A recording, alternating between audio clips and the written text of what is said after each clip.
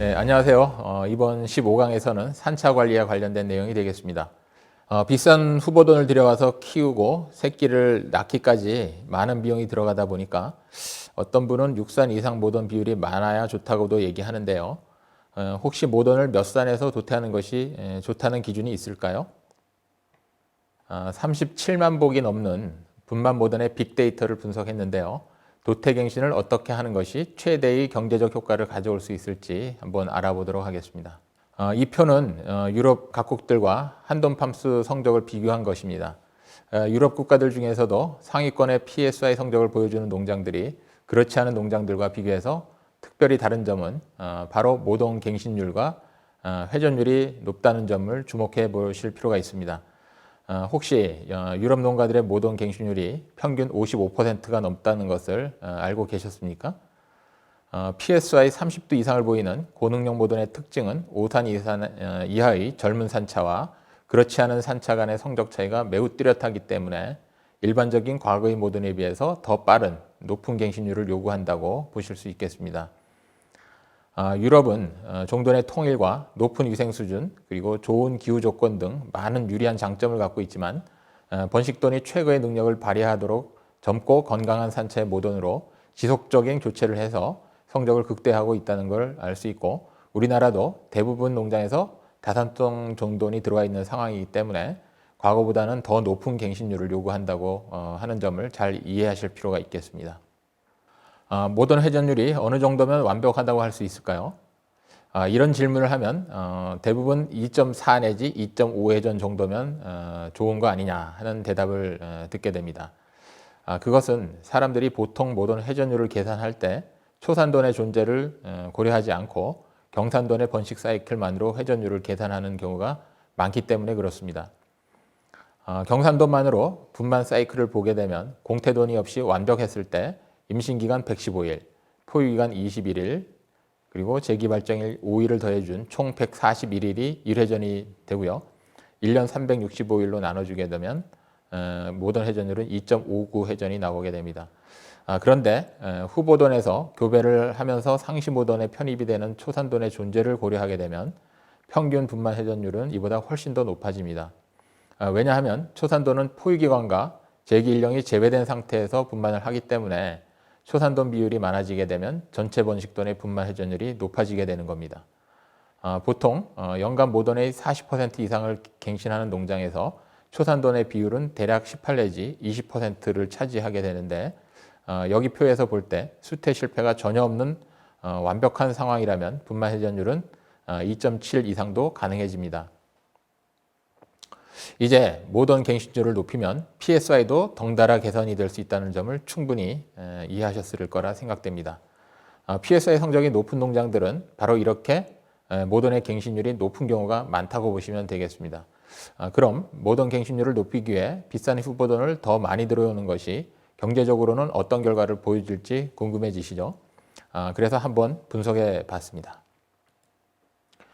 작년에 제가 후보돈을 키우는 데 들어가는 많은 비용을 고려해서 현실적으로 모돈을 언제 도태하는 것이 합리적인지 알아보기 위해서 실제 농장들이 사용하고 있는 모돈들의 산차에 따른 경제성 분석을 해보았던 내용을 한번 소개해 드리겠습니다. 카기레그리필이나 전산기록관리 프로그램인 스마트돈컴을 기준으로요. 2017년부터 3년 동안 총 분만 모돈 수인 37만 복 이상에 해당되는 방대한 양의 데이터이기 때문에 유의성이 매우 높다고 보여집니다. 분석한 내용은 많지만 시간 관계상 중요하고 핵심적인 것 몇 가지만 살펴보도록 하겠습니다. 이 그래프에서는 전산기록 농가들이 산차별 모돈 분만 복수가 1산부터 10산까지 매우 일률적으로 감소하는 것을 알 수 있고 분만 모돈의 산차 구성비를 볼 때 8산 이상의 노산돈 합계가 총 7.8%로 일반적인 권장 수준인 5% 이내 기준보다는 좀 높게 나타나지만 전체적으로는 비교적 안정적인 산차 구성을 유지하고 있는 것으로 이렇게 나타났습니다. 농장별로는 산차 구성도가 아주 다양하게 나타날 수 있겠지만 많은 수의 빅데이터를 보면 매우 적절한 산차 구성비를 갖추고 있다는 걸 알 수 있었습니다. 이 그래프는 산차별로 PSI 변화를 본 것인데요. 모든 산차가 5산까지는 지속적으로 상승하다가 육산차부터는 갑자기 뚝 떨어지는 패턴을 보이고 있습니다. 초산이 월등히 높은 PSI를 보이는 이유는 아까 이미 설명해 드린 바대로 회전율이 좋기 때문이라고 보시면 됩니다. 따라서 모던의 육산차는 번식 생리적 관점에서 아주 큰 변화를 나타내는 구간이라는 걸 알 수 있는데요. 이때 도태를 하거나 아니면 추가로 사육할 것인지 판단이 필요한 중요한 지점이 되겠습니다. 육산차 이상부터는 단순히 PSI 수치보다도 이유 체중이 균일하지 못하고 면역이 약해서 잘 죽거나 출하령, 사료효율 면에서 불량할 수밖에 없다는 점을 고려하셔야 되겠습니다. 육산을 기점으로 이전 산차와 이후 산차에서 PSI를 비교해 보시면 이 그래프에서 보는 것처럼 뚜렷한 차이를 보입니다. 유럽의 경우 육산 이후에는 무조건 도태를 권장하는 경우도 있는데요. 국내의 다수 농가에서 보여지는 결과를 통해서도 육산차는 모든 번식 성적의 변곡점이라는 사실을 알 수 있습니다.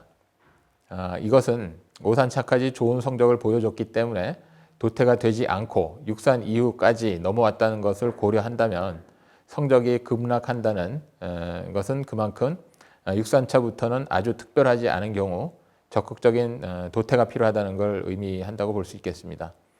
앞서 얘기했듯이 PSI라는 양적인 개념보다는 노산차에서 나타나는 생시체중이나 균일도 저하, 그리고 이유체중 감소, 면역력 약화와 이후 폐사율 증가, 성장 정체와 출하연령 증가 등등 다양한 측면에서 나타나는 부정적인 영향은 높은 경제적 손실로 이어지기 쉽다는 점을 이해하셔야겠습니다.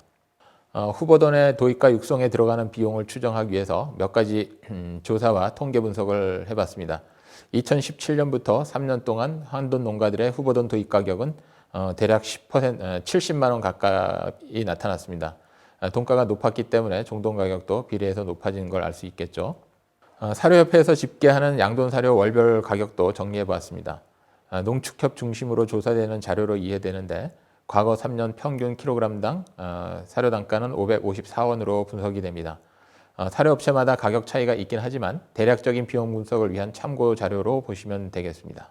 통계청에서 발표하는 농가의 수익성은 2016년 이후 3년간 비육돈 두당 7만 원 남짓 되겠습니다.